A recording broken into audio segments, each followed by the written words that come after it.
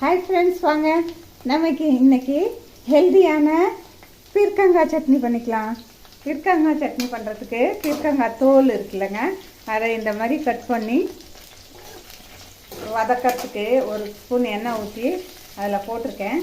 அது கூட ஒரு கொத்து கருவேப்பிலையும் 2 பச்சை மிளகாவும் போட்டிருக்கேன். இப்போ நம்ம அது கூட ஒரு ஸ்பூன் உளுந்து, நான் கருப்பு வெள்ளை உளுந்து இருக்குங்க, ஆனாலும் நான் கருப்பு உளுந்து சேர்த்துக்கிறேன்.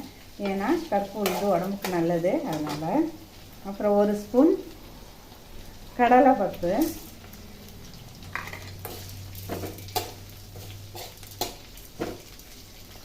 நல்லா பொரியட்டும். கடலைப்பருப்பு உளுந்து பாது வறுபட்டுட்டு இங்கே பாருங்க, நல்லா சிறப்பாய் வறுபட்டுச்சு. இந்த டைமில் நம்ம ஒரு ஸ்பூன் எள்ளு சேர்த்துக்கிறோம். எல்லாமே நான் டீஸ்பூனால் தாங்க சேர்த்துருக்கேன். அது கூட ஒரு கொட்டை புளி, 4 பல் பூண்டு நல்லா ஆறிடுச்சு. இப்போ மிக்ஸி ஜாரில் எடுத்து அரைச்சிட்டு வந்துடலாம்.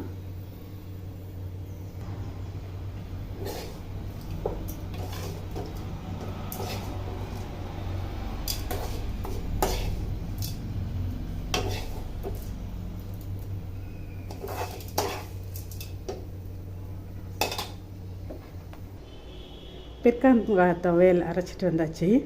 ரொம்ப டேஸ்டியாக நல்லா இருக்குங்க. நீங்களும் இந்த மாதிரி ஹெல்த்தியாக அரைச்சி சாப்பிடுங்க. இது சாதத்து கூட விட்டு பிணைஞ்சு சாப்பிட்லாம்.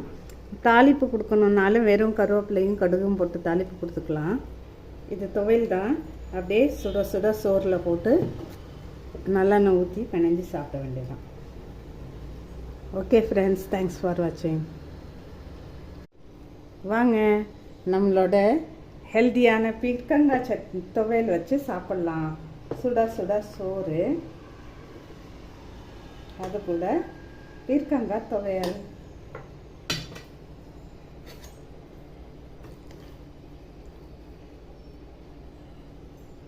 பீர்க்கங்காய் துவையல் போட்டு நெய் ஊற்றி சாப்பிட்லாம்.